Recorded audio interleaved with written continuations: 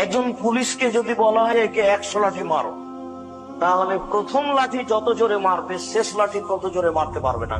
কেন? ও মানুষ, খায়, পেশাব পায়খানা করে। আর যিনি কবরে মারেন তিনি খান না, পেশাব পায়খানা করেন না, তার শরীরে কোনো ক্লান্তি নাই, ক্লান্তি বুঝেন না। কোথায় মারছেন তার জানা নেই, কত জোরে ব্যক্তি চিৎকার করছে এটা তিনি বুঝেন না।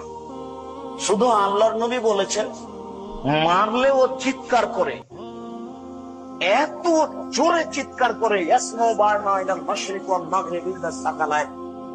সারা বিশাল পৃথিবীর জীবজন্তু, কীট পতঙ্গ, পদার্থ, জড় পদার্থ সবকিছু শুনতে পাই। এই বিশাল পৃথিবীতে যত কিছু আছে, এখান থেকে 50,000 কোটি কিলোমিটার দূরে যে বস্তু আছে সেও শুনতে পাচ্ছে আপনার এই কবরের শাস্তি। আপনাকে বুঝাতে পারবো কবর কত জটিল।